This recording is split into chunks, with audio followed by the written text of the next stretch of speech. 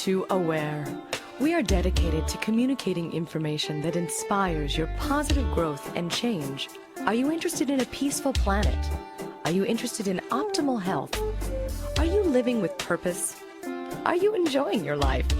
We realize each person can make a difference, and our mission is to empower your awareness.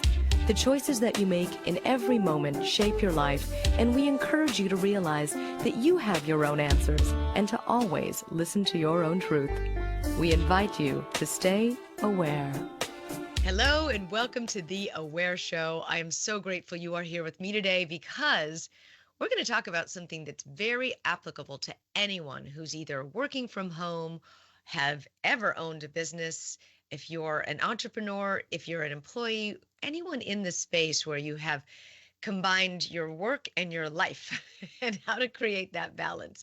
But first, if you would love to listen to this show at any time on demand, you can always listen to our podcast, The Aware Show podcast, wherever you listen to your podcast. And hey, if you find something that you like, or if you want to share with someone that really makes a difference to you and you think they'll benefit from it, you could just go ahead and share it right there from podcasts, which is the beauty of podcasting. You get to share information and have it available at all times. I love listening to podcasts. All right. So are you a CEO and CFO and CSO and every C in your company? Are you basically wearing all the hats is what I mean. And even if you are an employee, are you doing the job of 3, 4, 5 people since the pandemic, since layoffs have happened? Are you trying to manage the work-life balance? In some ways, it's better, and our entire corporate culture has changed. Let's just face it. Corporations haven't even quite caught up yet to what has happened with people working from home, and they're realizing, wow, I can be around my families more. I can exercise. I can pay attention to my life. What do I do with all this information, and how do I manage everything that today's changing business environment requires? It requires for you to be your own kind of leader. And joining me today is someone who's very familiar with that concept, Jim Blake. He is a CEO and a Zen Executive. That is the name of his book. And his experience from being the CEO of his own corporation, Unity World Headquarters, where he served as Chief Information Officer. So he's a tech guy and Vice President of Operations. He is now helping people of all backgrounds, faiths, cultures really apply this idea of positive spiritual Zen practices in our daily work lives. Welcome to the show, Jim. Thanks for being here. Thank you for having me. It's my pleasure. Good to be with you today. Absolutely important. So I want to ask you just if you could help me, maybe your perspective on the new corporate culture. What have we experienced since COVID? What do you feel has changed? Well, from my perspective, COVID and the pandemic really gave everyone, and you alluded to it in your open, the opportunity to slow down for maybe the first time ever. And I mean really slow down from just moving from task to task, trip to trip, meeting to meeting.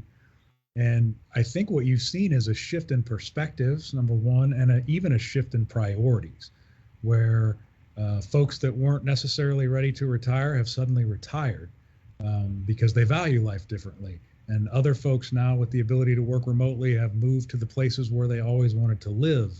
And you've seen in other aspects of the market where people have decided what they will and will not tolerate in the form of a job and benefits and offerings from employers. And so I think that most importantly, what we've seen is really a perspective change and that opportunity that everyone had to sort of become still and reevaluate what is important, and a change in priorities has really had a dramatic impact on the market. In terms of corporations, the biggest challenge I think everyone faces now is, how do you snare that elusive engagement idea that everyone thinks is so important. And so in the book, I talk about some tips and tricks for how to do that, but it certainly is a new set of challenges and a new set of rules for employers in this emerging remote-only market. Yes, in some places, in some ways, it's increased productivity because people do have more work-life home balance.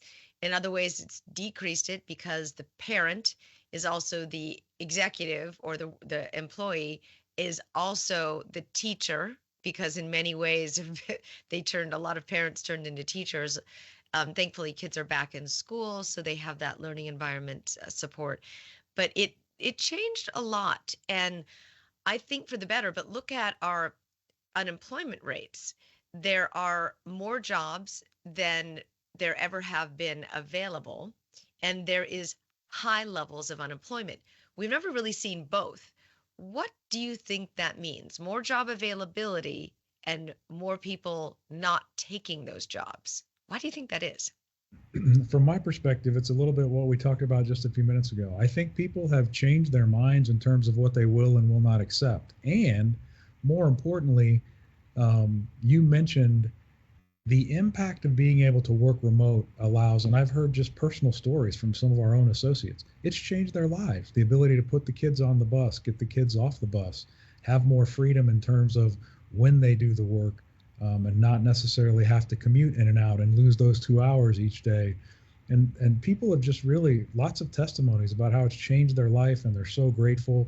And so I think you're seeing a number of people who either had remote jobs or had jobs that went remote, or are not settling anymore because there are remote jobs available. And so I think a lot of people, or at least the young people I talk to, many of them, that's what they're seeking. They're looking for opportunities where they can work remote because now they really desire that flexibility and then the benefits of being able to work remotely. Yes. And I think it's great. I mean, I think it's great in many, many ways that people can spend more time with families and improve relationships and fix their own level of health and self-care. So I have to ask you about your experience. How did you become a Zen executive? How did that happen? Tell me that story. So I can promise you that haven't always been that way, and Right. it was quite a journey. So as you alluded to, I spent 25 years in technology, and have held all sorts of different levels of management and leadership in that time. What I learned, and I've worked for global leading companies and large regional companies, and seen largely what works in cultures and what works in leadership and what doesn't. And I would say what profoundly impacted me more than anything else were those things that didn't work from a leadership perspective and from a culture perspective. And so, and over time, I just sort of became less tolerant of how I was treated and my experience with organizations. And so I wanted to be a different leader. So I started experimenting with different types of leadership, different tools, different techniques. I wanted to see if you could lead differently and get the same or better results as some of the older predominant leadership styles like fear and intimidation and command and control. Um, and so that largely is what put me on the path, and how I came to put a lot of this material together in really just sort of living out and testing new ideas and new ways to lead and new ways to be a corporate citizen, and see how that indeed increased productivity and performance and was certainly much healthier. What do you think didn't work? As you mentioned, there was that competition, top-down mentality, and so forth. What do you think didn't work, and the stronghold that maybe corporations had over employees? And do you think that that's gone away? I mean, we saw the Elon Musk letter saying if you don't come to work back to the office, then consider yourself fired. There's that concept as well. Do you think that there's a no tolerance for that type of top-down mentality any longer? That's a lot to unpack, so I'm going to try to Mm, to it step is. It is. each Yeah. one of those. But I'll say, I see both sides. Right. yeah, I'll say this. I'll say what didn't work for me, or at least in my experience, or what I have seen that has not worked, is again leadership styles that are based on fear and intimidation, that are based on command and control. Why? Because I think what's lost, and this is one of the the big takeaways I hope people get from the book. As leaders or as an individual corporate citizen, you have an opportunity to have a lot more influence than you realize. So, for instance, I worked for a leader once. He was largely fear and intimidation, which meant that most of the time I was stressed out and anxious and afraid to make a mistake, which Right. is not healthy physically, it's not healthy emotionally, and he certainly wasn't getting my best efforts and my best performance because I was too scared that I was going to make a mistake or mess something up. I wouldn't even bring my ideas to him for fear of retribution. Take that and counter that with a leadership style like servant leadership, where you're supportive, you're creating an environment where people feel seen, they feel heard, you have compassion for the human experience and understand that people have issues and families and things that come up. And your focus is on how do I provide our associates with tools and resources to allow them to do their jobs better? How do I just stop and have a 5 minute conversation and really ask how someone is? That completely changes. Now that changes my whole experience of work, right? I feel supported, I feel seen, I feel heard. I'm not stressed out. I don't have any anxiety. It's not impacting me physically. And here's the real catch. When you leave the office with all that fear and anxiety and stress, you don't leave it at the office. You take No. it home. And it impacts how you interact with your family. It impacts how you show up everywhere in the world, on the road, on the way home, at the grocery store. It impacts your decision making. How many of us have made poor decisions because we were emotionally upset or in an emotional state, right? And so Right. the opposite of that is creating these leadership styles and cultures that do the opposite of that so that your people feel, as I mentioned, in this more positive state, which then creates this ripple effect even when they leave the office. And so if we were to do that across the board, just generally all of us would be happier and healthier, and there'd be a lot Yes. less stress and anxiety in the world. And so um, I think those that largely are some of the things that didn't work and that don't work. And I think there are a lot of people doing a lot of great things from a culture perspective. They're really putting together some beautiful benefit packages and they're offering meditation and a lot of things to support associates in a lot of different verticals across the country and in different organizations. I still think there's work to be done around the leadership style because Right. you can have the greatest culture in the world, but if you're working with me and I'm a servant leader, and a servant leader basically is what I mentioned earlier. It's someone, it reverses the old paradigm. So the old paradigm had a pyramid where the CEO and executives were at the top and the frontline people who are working with your constituents were at the bottom. In a servant leadership culture, you reverse that. The CEO and leaders, they're only there to support. Their sole job is to provide tools and resources so that the folks that are doing the day to day and interacting directly with your customers and clients have everything they need to do their job most efficiently. They feel supported, they feel seen, they feel heard. Um, so that's what servant That's a leaders dream. That's a dream for an entrepreneur. That's exactly. exactly what they want. They want to not be in the day-to-day operations micromanaging, ideally, because it's going to burn them out. They want to empower uh, their employees to do their own work and to do it the best that they can and be in creative and have lots of different ideas and contribute to the growth of the company and feel a part of it, really feel a part of it. And it gives them job security and it gives the owner, the leader, a place, the CEO, I should say, a place to go out and create better relationships in order to make everything else better for the company. Mm-hmm. Absolutely. And so where it stumbles is when you built this beautiful culture and you have all these wonderful things, but you have one guy over here as a servant leader and this guy over here who's still doing fear and intimidation.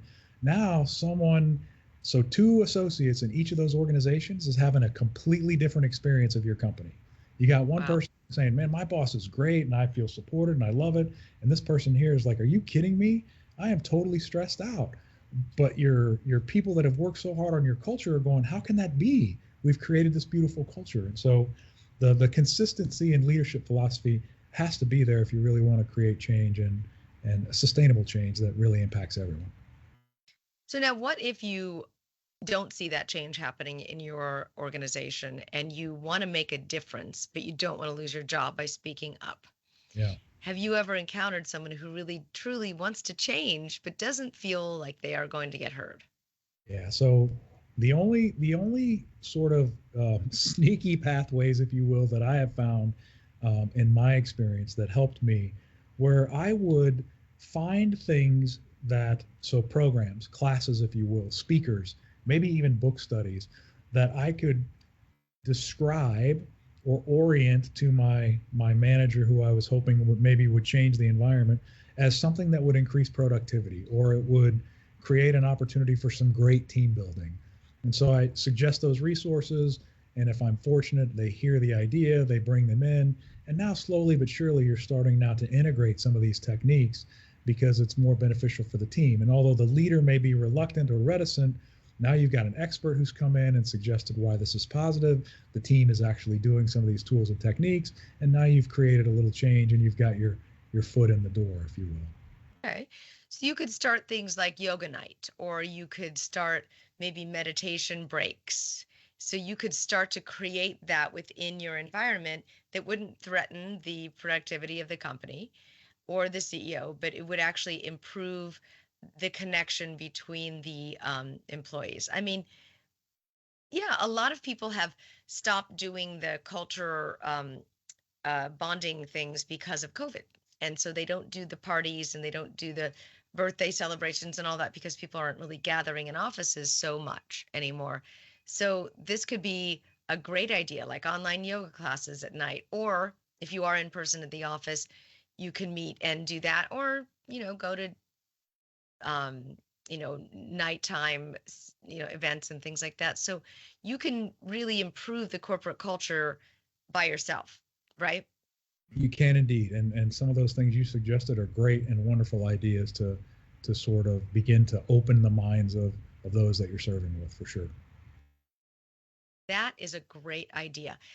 And a lot more tools are available now, as you know, technology wise, with online surveys and ways to engage people more in the process. And um, there's a particular organization that I'm involved with, and we primarily only meet online now. And the steering committee meetings tend to be run by those that have always run them, and the new people don't know where to have their voice.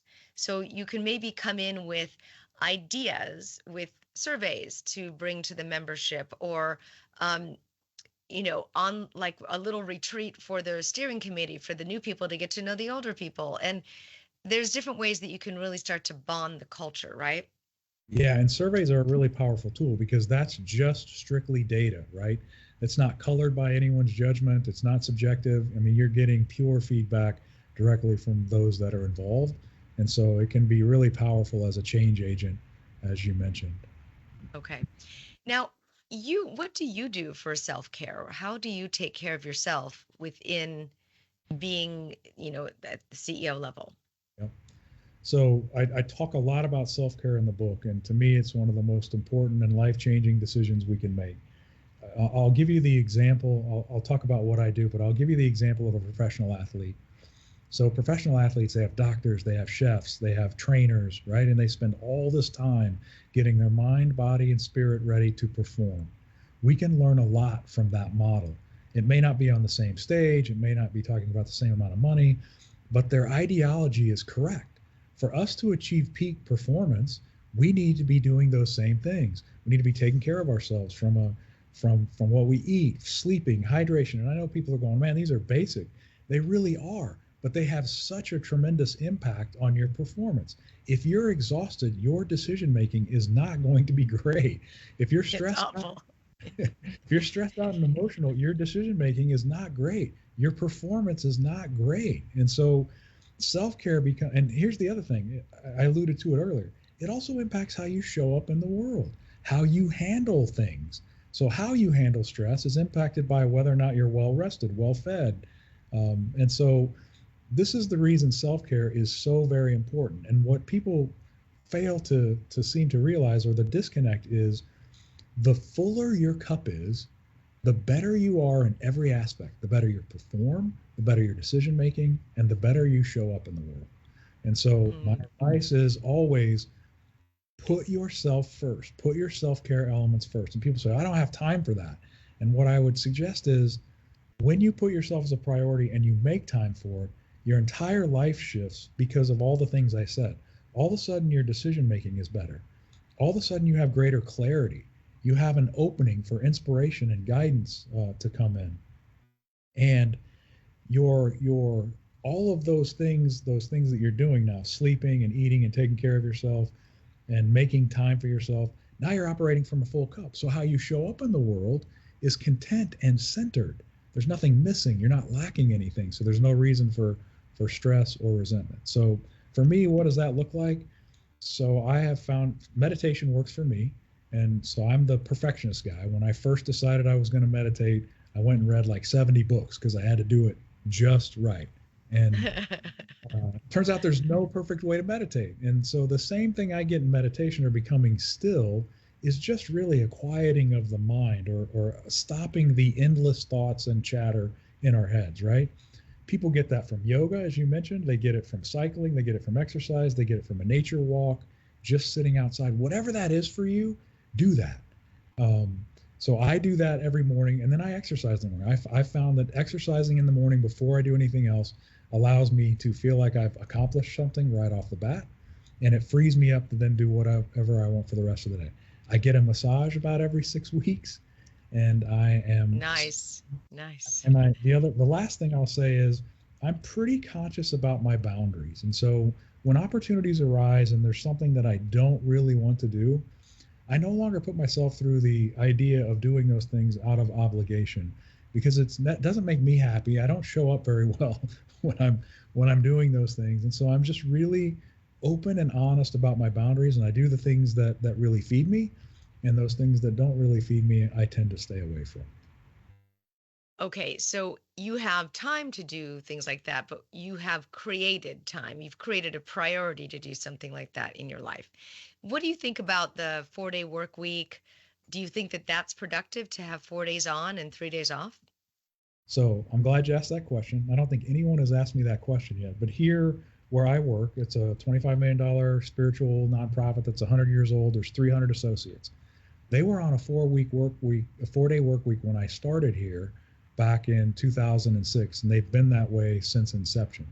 So I have direct evidence of the difference because I served here for a bit and then I left and went to work for global leading energy company and another company. And I can tell you that it makes a world of difference. Instead of a 2-day weekend, having a 3-day weekend really makes a world of a difference. In fact, you have people that will come to your organization and serve there strictly because you have a 4-day work week. You hope that that's not the only reason, but it has that much of an impact on people's lives. And what I can tell you is we are every bit as productive, and the quality of work that we do here is every bit as good as what I had seen in the Fortune 500 companies I served in. It wasn't always that way, but as of lately, as we have brought some of the best practices of some of those global leading companies in terms of talent and how we operate and put them in place, we are every bit as productive as any 5-day work week Fortune 500 company. So it's Monday through Thursday. Are the days longer though because of Yes. the okay. So how long are the days? They are 9.5 hours. So they have reduced the work week from a 40-hour work week to roughly a 36, 37 hour work week. And so, Okay. Okay. And then Fridays off so that you could either do stuff for yourself and then have time with families on the weekend, wind down by Sunday, and then start again. That's kind of what you probably wind up working anyway if it's a 5-day week. Yeah. Do people tend to, though, do they violate that Friday law and do they still work a little bit, or is it on their own terms? it's really on their own terms. I mean, certainly at my level and at the higher levels of leadership, you're not necessarily getting a 4-day work week every week. In fact, you probably seldom are. You're taking Fridays, at least a half a day to catch up on emails and some other projects that you may or may not want to do. The beautiful thing is, though, you have the flexibility to do that when you want. You don't necessarily have to do it on Friday, but you can. And if you do, you can come in at noon or 10 or Or whatever. cut out early or whatever, yeah, whatever works for you.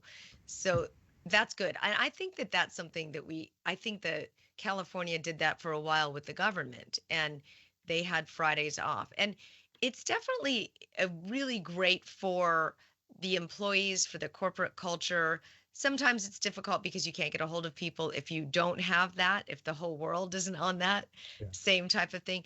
But I mean, look at Europe. They take the entire month of August off, in Canada. And often the summers are legitimately time for travel. And that's been honored in European cultures for a long time. The US is just straight through. It's just work straight through. You get a few days off on these random holidays, but there is no break for many corporations in the US. Do you find that to be true? I do, and that's one of the reasons that and one of the things I really want to try to get across in the book, that you don't have to lead that way. I know that's the way it's been done, but if you go back and really pay attention, and this isn't just Jim's idea of what happens. There's so much data out there that supports everything I'm talking about in terms of self-care and creating an environment that is more supportive and sustaining for your associates. um, Could you share a little of that with us? Some of that research? I can. So I'll give you an example. I don't have the statistics right directly in front of me, but um, the happier and the more safe, or how did they phrase it? Seen an employee feels in a particular culture directly relates to their productivity. And so cultures that are supportive of that way have seen anywhere from a 30 to 52% increase in productivity. They've also seen upwards of a 60% increase in tenure, which means people come and they stay, and you don't have the cost of constant turnover. That makes a lot of sense because they really like where they work and they want to stay there and they want to make that a good environment. Um, have you noticed, since people are not doing the bonding, work type of trips so much any longer, or retreats or conferences, that there's a lack of connection between the employees in the corporate environments, or the do you see that is there something that can be done to compensate for that? Because I've noticed the event industry is not doing big events any longer. If they are big, huge conferences like in Vegas, the attendance is down like 70%, even though they're still attempting to do like the CES and so forth. What do you feel about a replacement for those giant conferences and that type of connection, that face-to-face connection? Boy, that's a really great question, and I'm not sure that I have the answer for that. I think people have tried it with the platforms that we have in terms of online platforms, and I think we've seen some success with that. But the thing you miss are the hallway conversations, the impromptu introductions at happy hours or between exhibits and that sort of thing. I think certainly the ability to get the information out there in terms of the workshops and the capabilities of systems or products and services, that all still exists, and you can get a lot of work done that way. But there's a real missing component when you start talking about the impromptu introductions and meetings that happen in between times at those conferences. And so I'm not sure that we have found a successful replacement for that yet. Right, and relationships are built too, and that's how people get uh, raises, and that's how they get initiatives to start and create new ideas or be a part of something new. Yeah, it definitely is. Once the Zoom ends, you can't connect after that. And just, I've been on some client meetings and the client meeting is great, but then I'm like, wait, how does anybody else feel about that? Can we talk about them after they've left the room? and it's true, there has been um, a lack of connection, but there are a lot of online tools that have come up to be able to connect, and Slack and so forth kind of makes up for that. People spend a lot of time on Slack. Yeah, that's what I would say. Conversely, sort of at the associate level, I think engagement in some cases has increased because of tools like Teams and Slack, as you mentioned. There are teams that work in this organization that just have an all-day thread running where they share things about their family or what's going on in their personal life, or they share jokes. And so all day they're having this. And what that's provided is it's offered some people who are not necessarily comfortable in a large personal group or personal interaction, from the safety of their keyboard, they feel comfortable jumping into a conversation or leaving a comment out there. And so it's allowed their teammates to get to know them a little better than they may have when they were sitting, across the room in a cubicle, fairly remote. And so, True, uh, but it's also very important for employees to know that the corporate accounts, the CEOs can see everything that you're chatting on. So just be aware of that. I had one CEO tell me that they could see the disgruntled employees based on reading their Slack feed. Just so mm, you know. I have But not. actually, I know, did you? I didn't know that either. Uh, However, I don't know, it might be a full lack of privacy thing, but this particular CEO took it in a different direction and found that there was a discontent within their employees and actually fixed it. So that was pretty good to hear. But anyway, side note, um, let's talk about mission statements. You talk about that a lot in the book, and I want to know the difference, first of all, between a mission statement and intentions, yeah. and if there's a way to really make that mission statement collaborative. Wow. So you just hit on everything that I was hoping you would pick up from the book and the content on mission statements. The opportunity we have with mission statements, whether they're individual or corporate, is that it can become an intention. And so often mission statements are these enormous, wordy, they're beautifully worded and well crafted, but nobody remembers them. And so they see them when they first start a job, and then they sit up on a shelf somewhere and no one ever references them. And so my whole sort of argument in the book is you can make your mission statement, first of all, very short and really compelling. And you can, and it, what it does is it creates the intention that you're talking about. You can really get to an organization's why, and you can make that your mission statement. And then that sort of becomes your guiding principle, right? Everything reflects back to mission. Every decision you make, should we do this? Should we not do that? Well, how does it apply to the mission? The other thing is, if you're working in an organization where you don't have a whole lot of rah-rah spiritual inspirational leaders, this powerful, short, compelling mission statement can be that thing that is greater than all of you together that you're all aspiring to get to. The real powerful thing, which you also mentioned, is that it does indeed need to be grassroots. So often I see mission statements created from the top down, and they're hollow to the people that are actually doing the real work in all the other areas of the organization. And so if you invite them to the table and you create a mission statement that really embodies who they are and why they're there and the work that you do, now all of a sudden you've got something that everybody is already bought into. And so I've seen it at a couple of organizations where they've applied this methodology. Over 70% of the employees will remember all or part of the mission statement. If you Wow. if There's you there's usually so wordy, but in a good way, because they really want to capture it all. Is there a difference between a mission statement and a vision statement? Lots of people will tell you there is, yes. So the mission statement is really about your purpose, and the vision statement is really about where you're headed or where you're going. And so one is sort of, Oh, yeah, okay. So I wonder if there's a way to combine it, because part of the mission could be, so say if you're a healthcare company and part of the mission could be to raise awareness of self-care in your case, and at the same time improve the lives of millions of people for benefits or something like that. You could there you combine the two? you could. In fact, I believe I don't necessarily. I'm not one who buys into the idea of vision statements anymore. Largely because they are so aspirational, and there's nothing. Most people will write them in a way that it's very difficult to measure it. So, we want to be the largest. I'll just use your example. The largest, most successful healthcare company in the world. Well, how do you measure that, and how does that help you when times get tough? Versus a really compelling mission statement that has some of the inspirational aspects that I talked about and truly represents you, you can lean into that when times are tough. And it's not somewhere that you're going to try to be. It's, sort of what you're embodying every single day.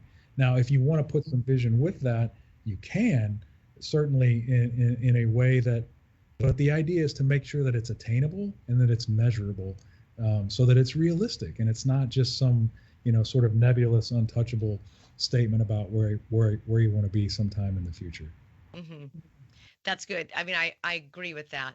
Now, can we talk about things like reviews, where it comes to employee reviews or raises, inflation, things like that, where there could be because of our Zoom culture these days or our online culture, there could be here is the edict for the entire company and you have nothing to say about it.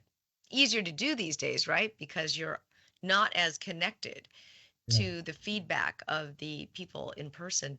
How can you have your voice heard more in an online environment when you're one of many? Yeah. So I go back to, so just my, and I talk about this in the book. Transparency and respect and trust are three elements that must exist in a healthy culture. So, but transparency has to go both ways, meaning you're sharing from a leadership level all that you can and all that's appropriate, but you also create avenues and spaces so that your associates can also share that, and that you're willing to hear that, and you're not going to get defensive, and you're going to learn from the feedback, and you're actually going to do something about it. And so I don't I would not want to work in the organization where you described, where a mandate can just be given and there's no opportunity for feedback and there's no opportunity to have people weigh in. My philosophy is if you truly want engagement in a healthy culture, you have to create an environment where trust and respect flows both ways and honest and transparent communication flows both ways. And a lot of people say, oh gosh, you don't want to do that. You'll hear so many things. And at first we did. I did it here. At first we heard every complaint anyone had about anything ever. But the more that we address those issues directly and transparently, fix the ones that we could, were transparent about the ones that we couldn't, today we will rarely get negative feedback unless it's an idea for improvement. And in most cases, that's what we want. We're looking to have as many eyes as we can in the organization that are looking for areas of continuous improvement and ways that we can be better and more efficient. Do you coach corporations on this style? Because there are those that are responding here saying, I still have a bully boss. I can't speak to my boss this way. I would get fired. My boss is so out of touch. They're psychotic. So what types of responses could you give to a corporation that isn't as conscious as yours? I mean, Yeah, so I know that's why you wrote the book. that is exactly why I wrote the book. But and I'm not the only one. But I would just say explore some of the things that we talk about here. The biggest thing is, and this is what I wanted the takeaway to be, especially for leaders. You can do all of the things I'm saying. You can be compassionate. You can have empathy. You can allow people to have fun at work. It doesn't have the effect that we were told it would. You're going to end up with a bunch of children and everyone's messing around and no productivity. The exact opposite happens. You have greater engagement. People are performing at their highest level ever because they're healthier. Your whole culture is healthy. And it's such an enormous paradigm shift that I hope at some point we in the West can get our heads around, because it will make such a difference, not only in your organization, but as I mentioned, the ripple effect of sending people out in the world who are not stressed out and anxious and so forth. It'll make a big difference. And in terms of the struggles that you're mentioning, where people are like, oh my gosh, my boss is awful and he's a bully, and I'll tell you a story. This is my personal story. This was the moment for me. I was at home on a weekend. I'm in technology, so I'm often have to be available on weekends. And I'm relatively relaxed in my home, and the phone rings. And I look down at the phone and I can see it's my boss's name. In that moment, I had a physical reaction. My heart dropped into my stomach, and I felt sort of my entire body, from my neck to my shoulders, chest, just tighten up. And I felt myself resisting wanting to answer this call. And I ended up answering the call and doing whatever I needed to do. But that was the pivotal moment for me where I decided this cannot be healthy. I just had a physical. How many times do I have that physical reaction every day? And have I had it for the last 2.5 years that I didn't even notice? And in that Right. moment, I decided I can't work here anymore. I'm not going to subject myself to this.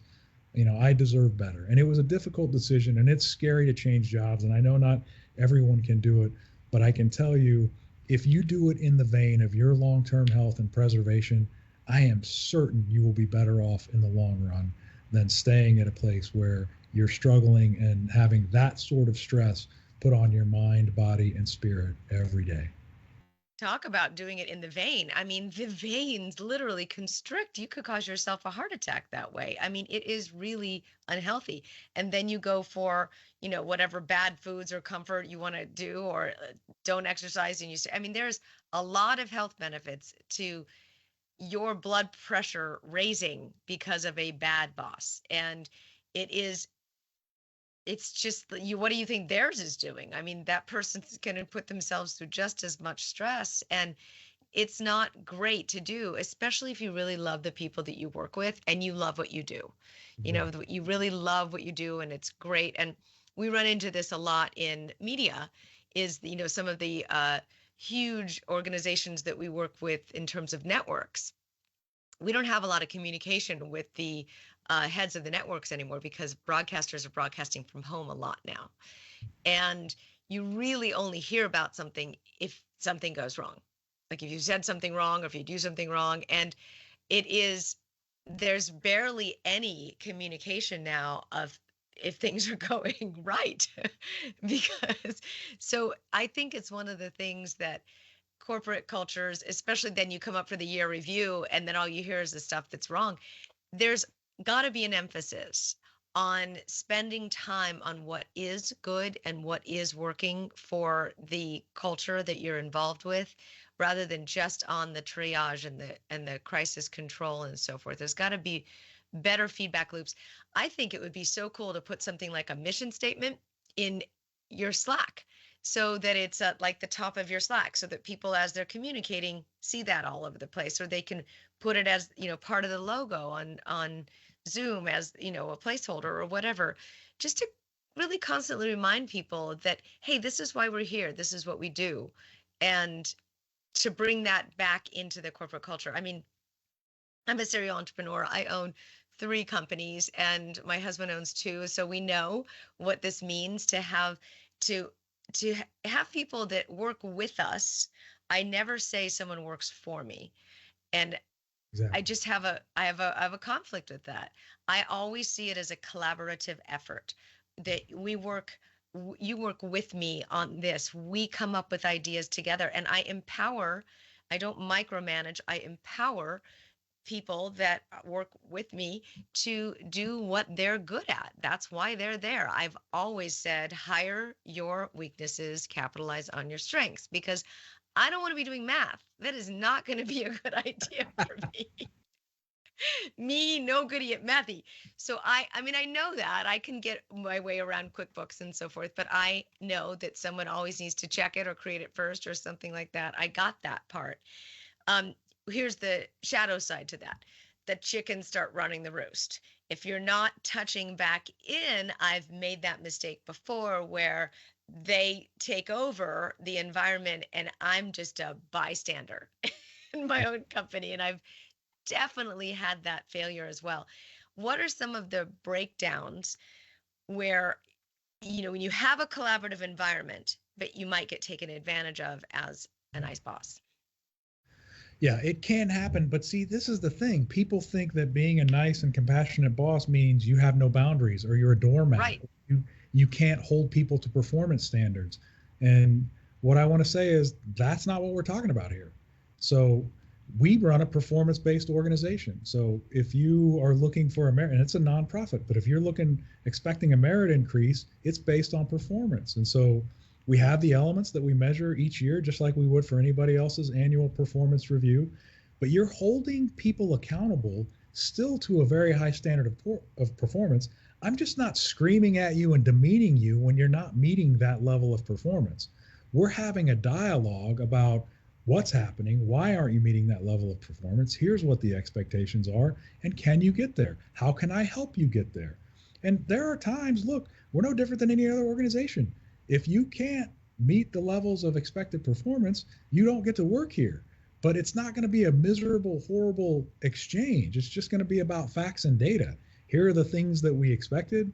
Here are the things, unfortunately, that you're unable to meet. And so we're just, we're not a good fit. This is not the right bus, if you will. And so just because you're leading with compassion and empathy, and doing the things that I'm talking about, doesn't mean you still don't hold people accountable. In fact, I advocate for putting a set of corporate values in your performance management system. And what that means is, whatever your are important values for how you want people to show up in your organization. And I advocate for that so that you don't end up with any one person having the ability to create toxicity in your culture. So, how many times you've worked for a place where you just had an interaction with this person and it was horrifying, and his name's, we'll just say Charlie, um, and Hmm.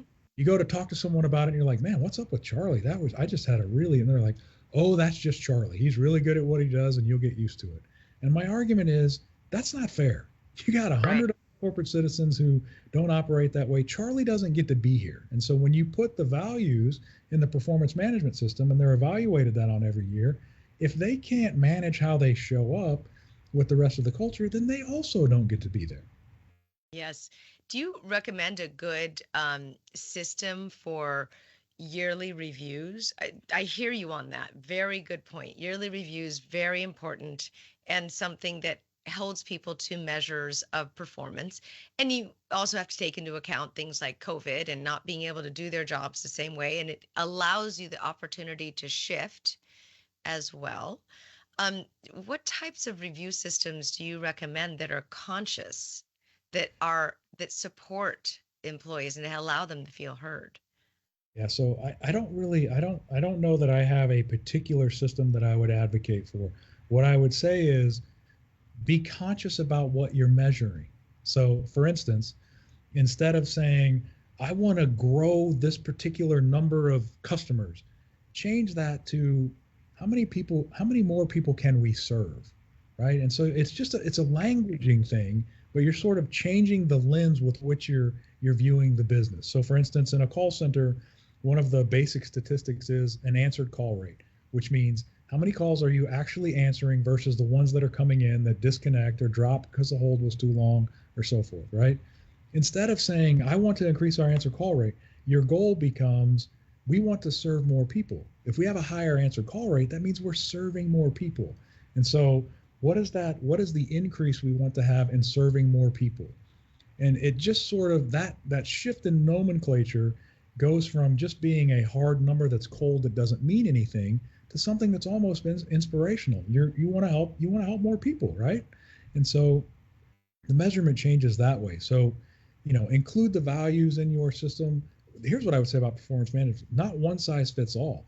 The biggest recommendation I can make is really customize it for what you do and what your associates do, and then put metrics and measurements in place that are meaningful, that they can connect with from an emotional perspective, not necessarily just hard, cold numbers, because that doesn't seem to motivate anyone, if that makes any What a sense. great idea. That's a fantastic idea. You should consult for the airlines because they're horrible, horrible at all times. I mean, I think everybody in the planet is traveling right now because they want to. They have, all that pent up travel demand, and you cannot get through to airlines these days. I don't understand. A lot less people working there as well. Agreed. Yeah, it's such a great time for this conversation because Jim, it's a place where we have completely redefined everything. And I particularly remember, and I've spoken about this at length on my show about when COVID hit and the world shut down, there was something very, very bittersweet about that moment. It was devastating. And at the same time, it was absolutely stunning to see the world pause.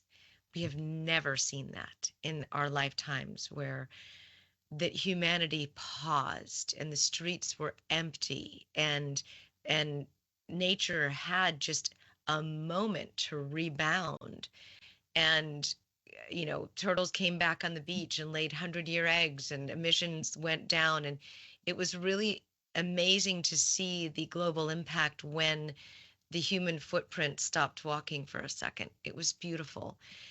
I don't even think we've unpacked that moment yet. I don't even think as a humanity we've even stopped to look at what that was.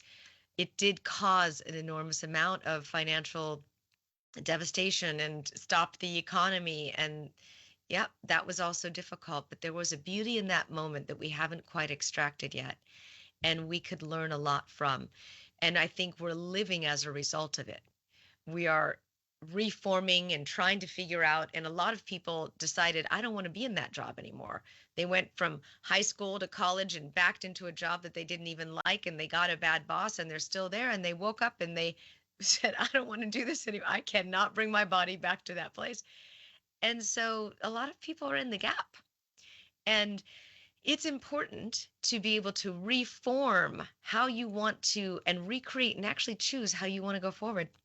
It's a moment. We're in a moment. So I don't know if you feel the same way, if you've experienced this at all in a nonprofit organization. I couldn't agree with you more. I think, and some of the questions that you've been asking me are directly related to us still being in process of unpacking the ramifications of that moment, that pause. It reset, as I mentioned earlier, everyone's values and priorities, and companies are trying to figure out how are they going to be in a world that has a whole new set of demands and requirements on it from the associates that serve with them. And I think it was a big wake up call for a number of people. And I think a lot of employers, as I mentioned, are still struggling and trying to figure out, what that's going to look like. And you can see, even as you mentioned Elon Musk and some of these other companies that came out relatively early in this year and said, we're driving everyone back to the office because we have this huge office park and infrastructure. And it was met with tremendous resistance. And so much so that talent began to turn over. And many of them have walked it back. And so I think you're going to see a generational change in the workforce and what it means to be in the workforce and how the workforce, expresses in this country. And you're going to see that over the next few years. I don't think any of us know what the end is going to be, but I'm quite sure we probably are never going to return to what we were pre-pandemic. No, and I think corporations that are ahead of this and actually realize this and wake up to it. And yes, they've invested enormous amounts in corporate structures and real estate and campuses, but in order to go forward, I think it has to be known, all right, well, let's find a way to answer people's call for a mission and for their dream job to come back up and to address what's happening with the new generation of the workforce that comes with these new and fresh ideas. What can we do to attract them? Where, meet kind of people where they're at. Yep. I know that this has not been the structure. It's been there's a million people waiting for your job that are lined up behind you, and you should be lucky to be here. Well, that's not so true anymore. There's not a million people lined up behind every job anymore. You are Yeah. 100% correct. And the other thing I think that I'm excited to see is anytime you go through something like this that we're experiencing in the workforce, someone, and I'll just say a lot of people at some point, we're going to see an emergence of innovation. You're going to see people come up with creative ways to reutilize these spaces and these campuses and to reframe how they're doing in associate and employer relationships. And so I'm excited to see that because there's this vacuum that's been created, if you will, or this chasm as we try to figure out, what is this going to look like going forward? And I'm waiting for that period of sort of new trends and new innovations that's going to come forth, that's going to sort of help form how we move forward in the next 5 to 10 Yep. years. Absolutely. Well, this has been a pleasure to have this conversation. Thank you so much. The book is called The Zen Executive. Jim Blake has been my guest, and you can find out more at his website, Jim Blake. I'm sorry. I am jimblake.com. Sorry about that. Had to look that up. I am jimblake.com. I love that. I love the I am statement in your website. Good job. All right. Well, thank you again for your time and for this great advice and ideas. And if you'd like to listen to this on our podcast or share it with your boss, go right ahead. You can listen to The Aware Show wherever you listen to podcasts and just share it from there. Thank you so much, Jim. Thank you so much. It's truly been a privilege and a pleasure. Bless you. Thank you. You too. All right. And again, you can also listen to this on our podcast, theawareshow.com, wherever you listen to your podcasts. And you can also go to the website, which is theawareshow.com. I just said that. Thanks again. And until next time, I invite you to stay aware.